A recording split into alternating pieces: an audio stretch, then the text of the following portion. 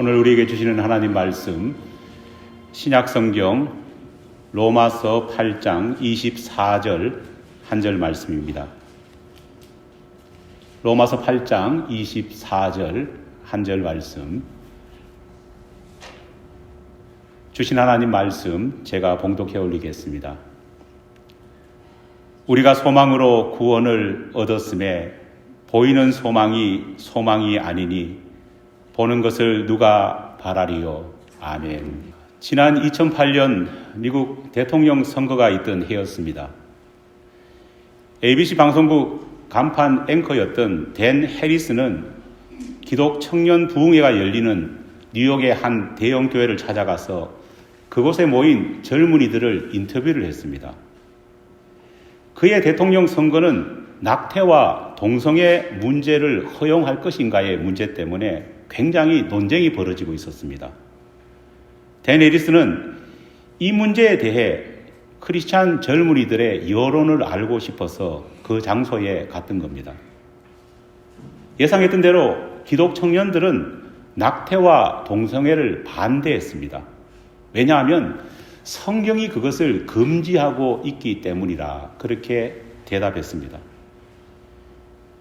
그런데 이상한 것은 낙태와 동성애를 반대한다고 말했던 그들에게 이번 대통령 선거에서 누구에게 투표할 것인지를 묻자 낙태와 동성애를 지지하는 당과 그 후보에게 표를 던지겠다, 그렇게 이야기를 하는 겁니다. 논리적으로 이해되지 않는 답변을 하는 이 기독 청년들을 향해서 앵커는 다시 물었습니다. 방금 전까지만 해도 성경이 금지한다는 이유 때문에 낙태와 동성애를 반대한다고 말씀하지 않으셨나요? 그런데 어떻게 자신의 생각과 정반대의 입장을 가진 낙태와 동성애를 지지한다는 후보에게 표를 줄 수 있습니까? 그러자 크리스찬 젊은이들의 대답이 너무너무 충격적이었습니다. 대통령을 선택하는 문제는 신앙과 관련된 것이 아니라 각자가 자신이 가진 선호도에 따라서 표를 던지는 것이 아닙니까? 내가 종교적으로 어떤 생각을 가지고 있다 해서 다른 사람들에게 그런 생각을 강요할 수는 없다고 생각합니다. 심지어 나 자신에게까지도 그래서는 안 된다고 믿습니다. 그렇게 자기 생각이 있다고 자신의 생각을 타인에게 말하고 강요한 듯 보이는 것은 무례한 그런 행동 아닙니까? 오늘날 많은 크리스찬들의 생각입니다. 특히 교회의 미래를 책임져갈 기독 청년들 가운데에 이런 생각을 하는 사람들이 의외로 많습니다.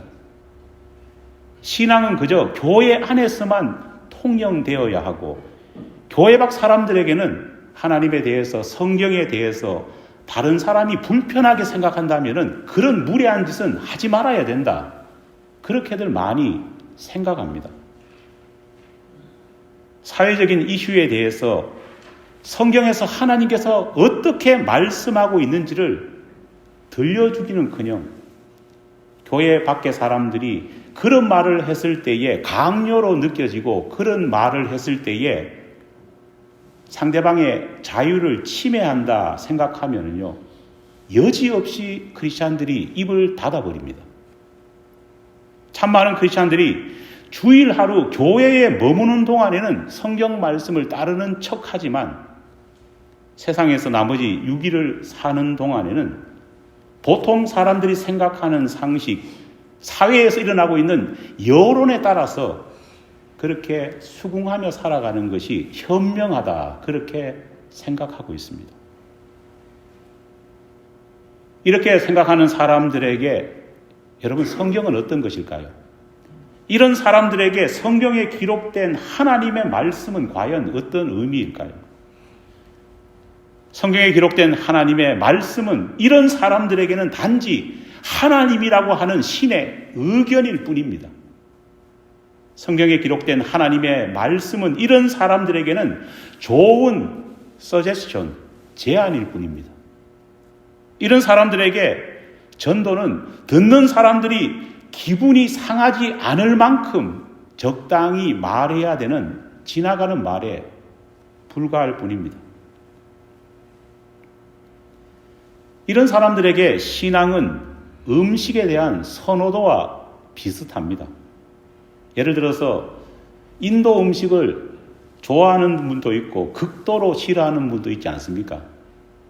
저는 인도 음식을 그저 잘 먹습니다.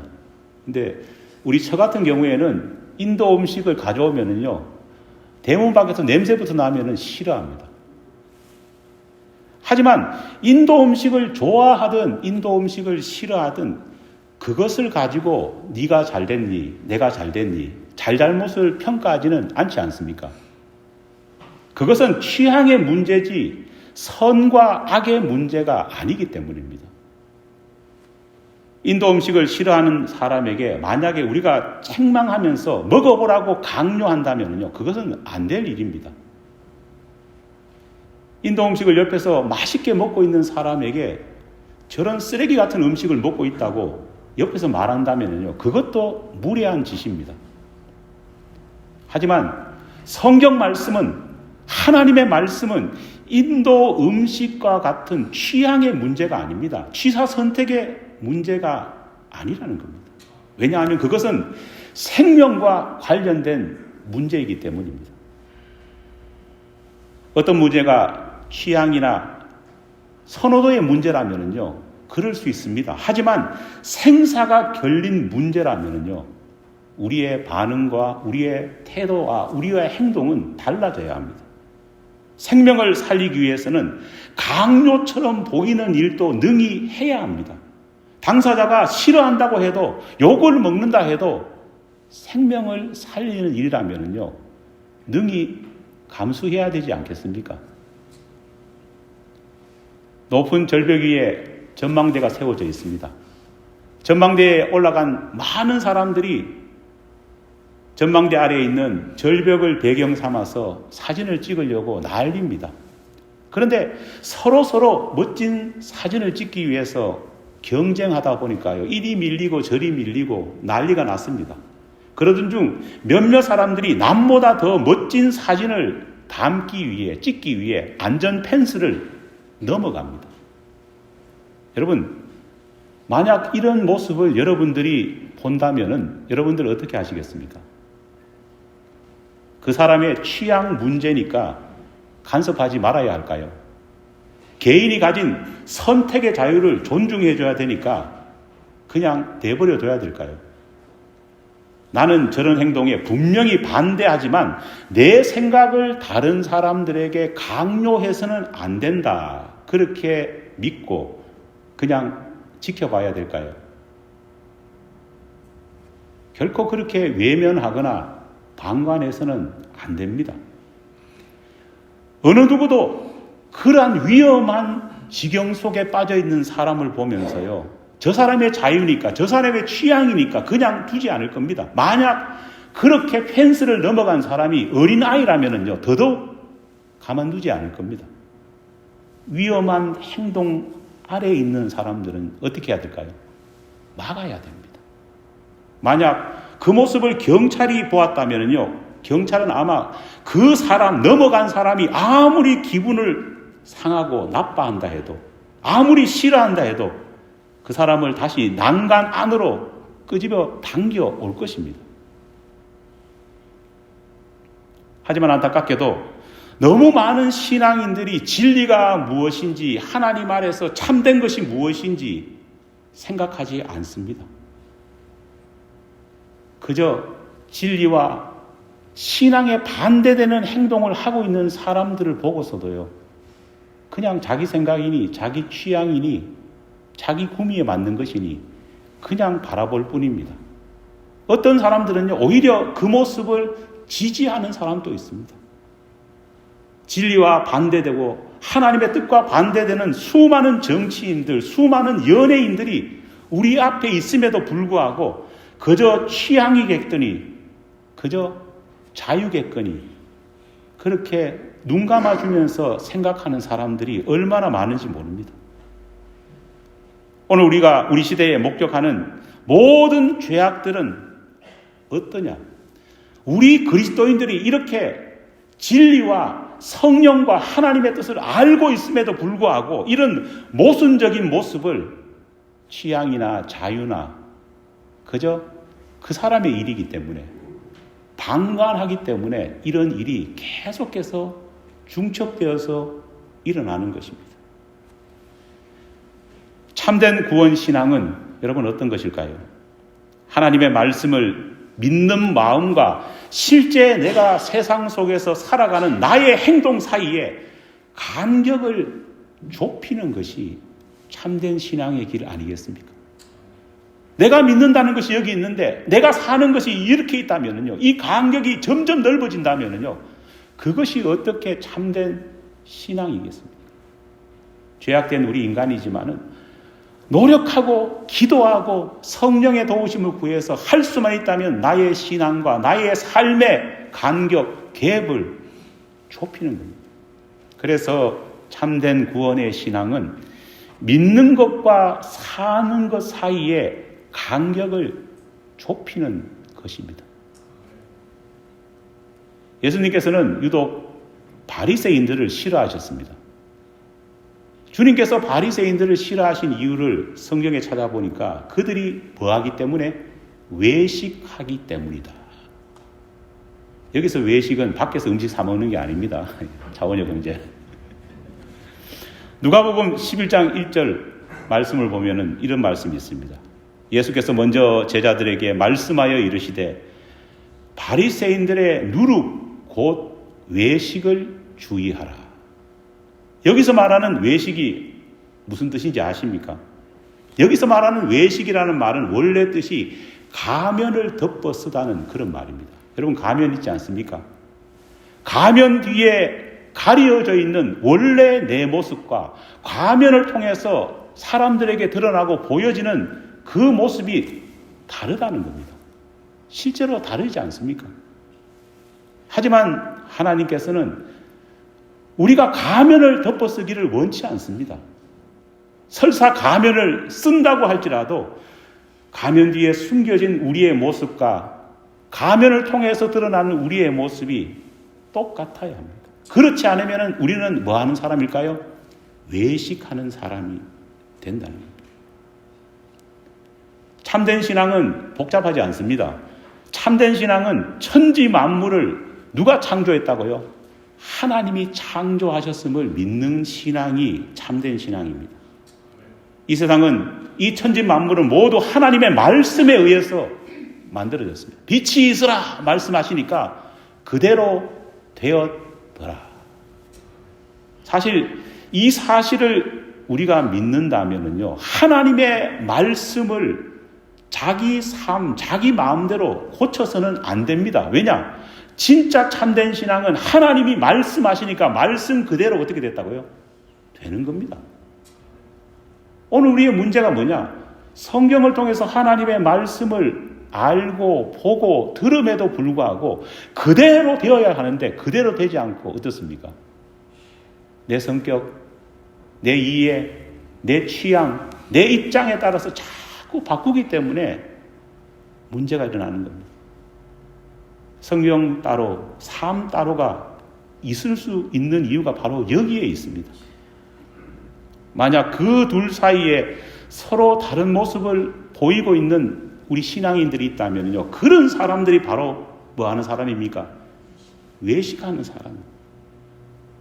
이렇게 외식하는 사람, 이렇게 외식하는 바리새인을 예수님께서는 가장 싫어하셨습니다.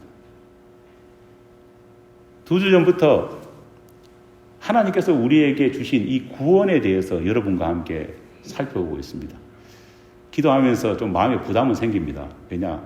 교리적인 문제이기 때문에 여러분들이 어려워하지 않을까 생각을 합니다만은 최대한 쉽게 설명하려고 노력 중입니다. 특히 지난 주일에는 구원의 과정 중에 첫 번째 단계인 하나님의 예정하심과 두 번째 단계인 하나님께서 우리를 향해서 의롭다 인정해 주신 칭의에 대해서 살펴보았습니다.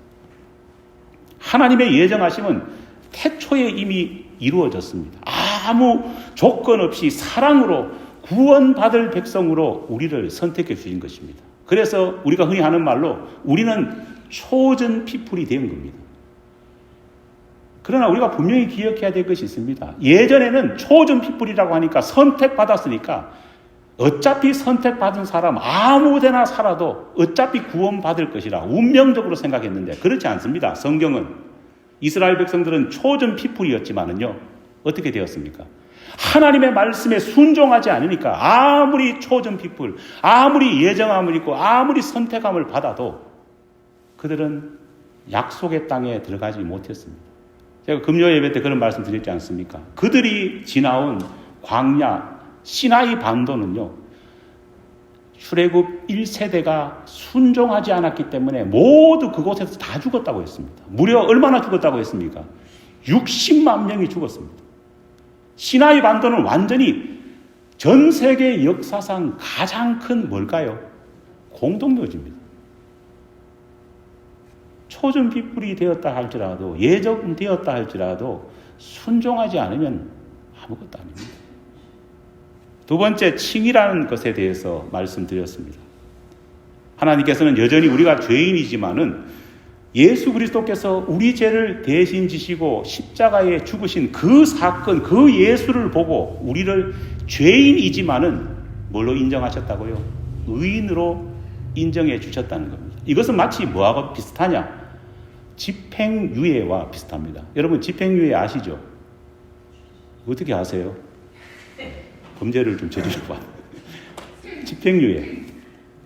집행유예라는 뭘까요? 쉽게 말하면은 죄를 지었지만은 처벌을 마땅히 해야 되지만은 일정 기간 처벌을 유예하고 그 사람이 갱생할 수 있는 기간을 벌어주는 것 아니겠습니까? 그래서 이 기간 동안 다시 똑같은 죄를 저지르지 않으면은요, 그 형을 면제시켜 주는 겁니다.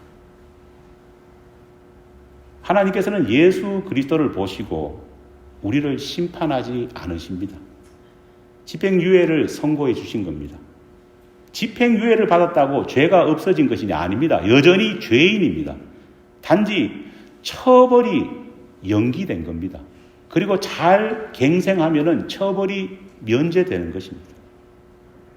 하나님께서는 예수 그리스도를 통해서 칭이라는 것을 통해서 우리에게 죄인인 우리지만은 다시 새롭게 갱생할 수 있는 기회를 허락해 주신 겁니다. 얼마나 큰 은혜입니까? 정해진 기간 법을 잘 지키고 변화된 삶을 보이고 변화된 삶이 습관화될 정도가 된다면요, 하나님께서는 우리의 그러한 순종하는 모습을 보면서 우리의 형벌을 면제시켜 주시는 겁니다. 그 다음 세 번째 단계가 뭐냐? 오늘 살펴볼 성화입니다. 우리는 칭이라는 집행유예를 이미 받았습니다. 그렇기 때문에 이 집행유예 기간 가운데 우리가 무엇을 해야 될까요? 형벌 받지 않기 위해서는요, 우리는 죄를 멀리해야 됩니다. 그동안 인이 박혀왔던 죄의 습관들을 하나하나 고쳐나가야 됩니다. 하나님이 원하시고 바라시는 모습대로 살 수 있도록 훈련하고 훈련해야 됩니다. 거룩함을 향해 나아가야 됩니다. 그래서 그것이 성화다 말하는 겁니다. 성화는 거룩함이 내 몸에 습관처럼 배이게 하는 그런 사건입니다. 여러분, 예수 믿는 것 어렵습니다. 왜 예수 믿는 것이 어렵고 신앙생활을 오래 한 사람을 우리가 존경하는 이유가 뭡니까? 거룩함을 습관화시키는 과정을 밟아온 세월이 있기 때문에 우리가 장로님들, 안수집사님들, 권사님들을 존경하는 것 아니겠습니까?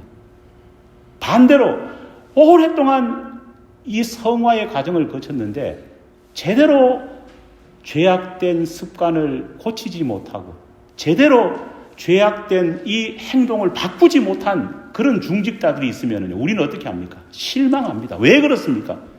하나님이 집행유예라고 하는 이 성화의 과정을 주셨는데 제대로 따르지 못했기 때문에 안타까워하고 그들을 바라보면서 너무너무 아쉬워하는 겁니다.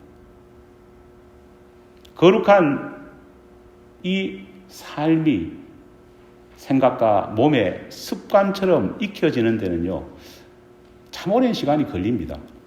하나님께서는 출애굽한 이스라엘 백성에게 무려 몇 년 동안 이 성화의 과정을 주셨습니까? 40년입니다. 40년. 희망도 있습니다.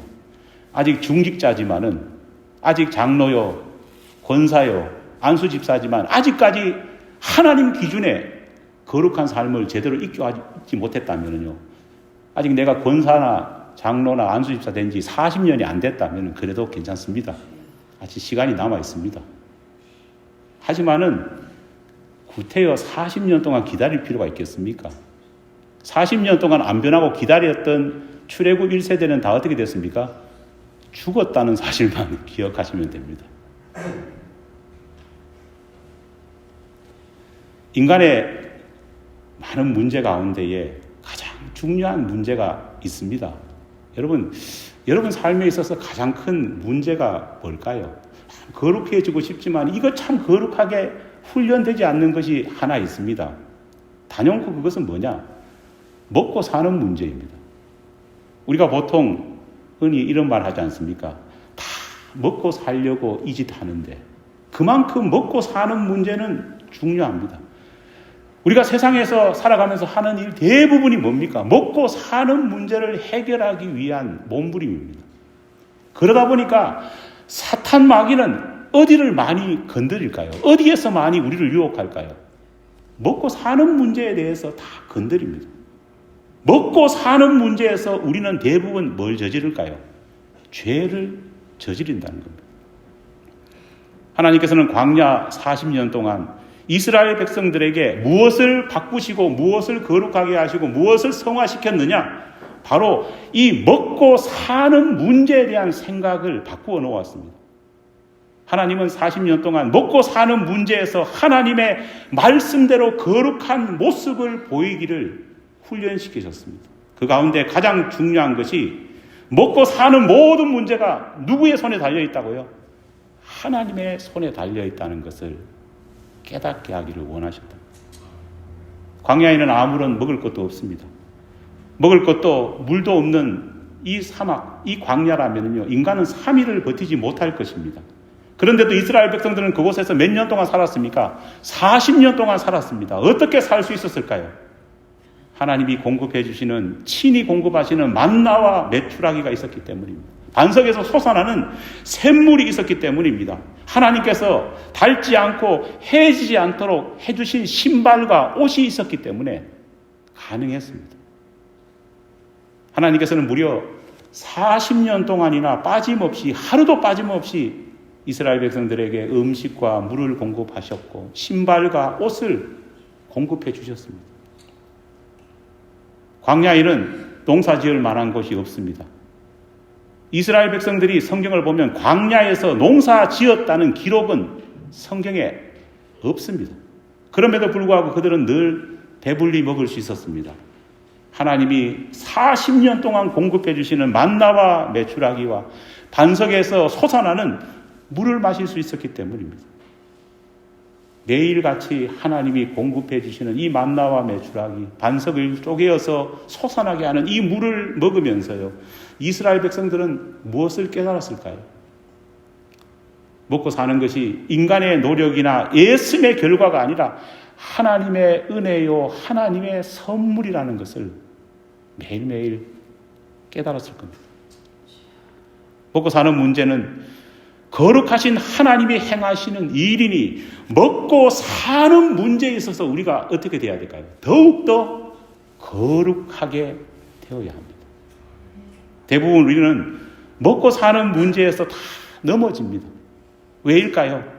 가장 중요한 먹고 사는 문제에서 믿음의 거룩함을 보이지 못했기 때문입니다.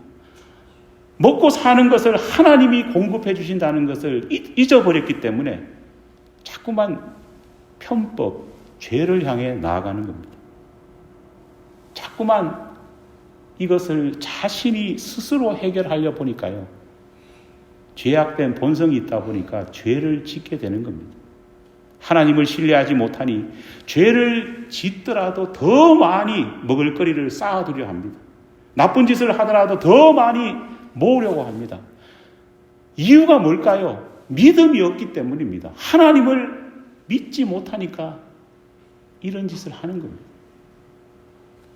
우리는 나의 먹고 사는 문제, 내 가족의 먹고 사는 문제가 하나님께 달려 있음을 믿고 하나님의 말씀에 먼저 순종해야 됩니다. 바로 그것이 뭐냐? 성화의 과정입니다. 성화하니까 엄청나게 거대하고 엄청나게 어려운 것이라 생각하는데 아닙니다. 네, 먹고 사는 문제에 있어서 하나님이 공급자이시고 나는 하나님의 명령을 따르겠다는 그러한 삶입니다. 둘째, 우리가 해결해야 될 것이 있습니다. 그것이 뭐냐? 인생의 갈증입니다. 더운 광야 생활을 하면서 이스라엘 백성들이 갈증을 늘 느꼈습니다. 사막 모래바람 속에서 오아시스를 만나려고 엄청나게 노력했지 않겠습니까? 그런데 오아시스 만나기란 광야에서 하늘의 별 따는 것보다 더 어렵습니다. 그러다 보니까 그런 상황 속에서 늘 걸어야 했으니까 이스라엘 백성들은 타름, 목마름을 늘 느꼈을 겁니다. 바로 그때 하나님께서는 바위를 쪼개서 뭐를 주셨습니까? 샘물이 솟아나게 해주셨습니다. 하나님께서는 반석을 가르시고 쪼갠 후에 생수가 터져나오게 하셨습니다. 여기에 중요한 영적인 의미가 담겨 있습니다. 여러분, 예수님은 자신을 뭐라고 말했습니까? 생명수다 말씀했습니다. 요한복음 6장 35절 말씀입니다.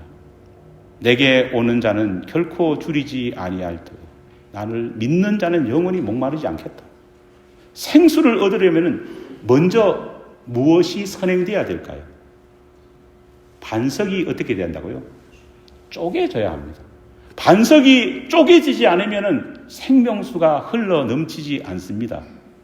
여러분 묻습니다. 그렇다면 쪼개야 될 이 반석이란 것은 무엇일까요? 지금 우리가 광야 생활을 하지 않는데 우리가 쪼개야 될 반석은 뭘까요? 우리는 우리의 자아를 쪼개야 합니다. 우리는 우리의 자존심을 쪼개야 합니다. 내 고집을 쪼개야 합니다. 나의 얄팍한 지식을 쪼개야 합니다. 좀 더 나가볼까요? 내 시간을 쪼개야 합니다. 내 취미도 하나님 앞에 쪼개져야 합니다. 내 성품도 내 사업도 하나님의 명령 앞에서 쪼개고 나누어져야 합니다. 성화적 거룩하게 되는 과정은 이처럼 예수의 영광을 위해서 내 모든 것을 아낌없이 쪼개고 갈려지게 만들 때 예수가 드러나고 생수이신 하나님을 맛볼 수 있다는 겁니다. 오늘 본문 말씀을 같이 한번 읽겠습니다. 우리가 소망으로 구원을 얻었음에 보이는 소망이 소망이 아니니 보이는 것을 누가 바라리요? 여러분 주목할 것이 있습니다. 우리가 살아가는 이 세상에는요, 선해 보이는 것과 선한 것이 있습니다. 선해 보이는 것과 진짜 선한 것이 있습니다. 로마서 12장 2절 말씀은 그것을 이렇게 말합니다. 너희는 이 세대를 본받지 말고 오직 마음을 새롭게 함으로 변화를 받아 하나님의 선하시고 기뻐하시고 온전한 뜻이 무엇인지 어떻게 하라고요? 분별하라. 선해 보이는 것과 선한 것을 우리는 분별해야 합니다. 성경은 이 분별이 뭐냐? 선해 보이는 것과 선한 것을 명확하게 분별하는 것이 지혜라 말합니다. 선해 보이는 것을 따르지 않고 선한 것을 따르는 것이 신앙이고 믿음의 지혜입니다. 우리 눈에는 선해 보이는 것이 의외로 많습니다. 불쌍한 사람을 돕고 각 개인이 가진 의견과 취향을 존중하는 것, 그들의 자유를 침해하지 않는 것, 선해 보이는 겁니다. 대단히 이상적으로 보이지 않습니까? 하지만 그렇다고 할지라도 하나님의 법을 무시해서는 안 됩니다. 하나님이 인간에게 주시는 법칙을 무시해서는 안 됩니다. 하나님께서는 말씀 가운데 이런 말씀하셨습니다. 순리대로 해야 할 일을 영리로 하지 말아라고 말합니다. 여러분, 조금 델리케이트한 문제지만은요, 이 사건을 한번 생각해 봐야 됩니다. 국경을 불법적으로 수많은 사람들이 지금 넘어오고 있습니다. 이런 사람들에게 잘못을 묻지 않고 그냥 내버려 둔다면요, 수많은 시간과 정성을 들여서 인생을 투자해 가면서 합법적으로 미국에 와서 어렵게 살아갔던 사람들은요, 어떤 감을 느낄까요? 소외감을 느낍니다. 화가 나지 않겠습니까? 박탈감을 느끼지 않겠습니까? 누가 정상적으로 들어오려고 하겠습니까? 그러다 보니까 요즘에 멕시코 국경에는요, 중국 사람을 포함해서 온 동네 사람들이 다 모인다고 합니다. 구제하고 사람들을 돕는 것은요, 좋은 일입니다. 하지만 분명히 기억해야 될 것은 그들을 구제하고 도와주고 그들의 형편을 헤아린다 할지라도 분명하게 그들의 잘못이 뭐고 그들이 해야 할 것이 뭔지는 알려주어야 하지 않겠습니까? 바울은 도망친 종 오네시모를 주인인 빌레몬에게 돌려보내면서요, 빌레몬 보고 당신은 예수 믿는 사람이니까 무조건 얘를 용서해 줘야 된다, 무조건 받아들여야 된다, 그렇게 요구하지 않았습니다. 바울은 도망친 종 오네시모를 향해서 법을 어긴 그의 잘못을 그냥 아무것도 말하지 않고 그저 그냥 묻어뒀느냐, 그러지 않았습니다. 주인의 집으로 돌아가는 오네시모를 향해서도 그가 무엇을 잘못했는지, 그를 받아들여야 될 빌레몬을 향해서도 내가 당신의 영적 리더인 바울이기 때문에 내 말을 들으시오 라고 말했던 것이 아니라 뭐라고 말했습니까? 사랑으로 좀 돌봐줬으면 좋겠다, 부탁을 하고 있는 것입니다. 오늘날 우리 시대가 문제가 뭡니까? 죄가 죄인 것을 인정하지 않고 잘못을 지적하지 않다 보니까요, 주객이 전도되어 버렸습니다. 동성애자들도 고귀한 생명이기 때문에 차별을 받아서는 안 됩니다. 그것은 하나님의 뜻이 아닙니다. 하지만 그렇다고 그들이 행하는 비정상적인 행동, 성경과 맞지 않는 것을요, 그냥 인정해버리면 되지 않는 것입니다. 여러분, 여자 화장실에 남장 여성이 들어가고 아예 차별 없앤다고요, 남녀 화장실 요즘 다 없앴지 않습니까? 아이들에게 부모가 네가 남자인지 네가 여자인지 말하면 안 된다. 캘리포니아의 실제 법이 그렇습니다. 제가 지난주에 보니까 캘리포니아에서 열렸던 배구대회에서 말도 안 되는 일이 벌어졌더라고요.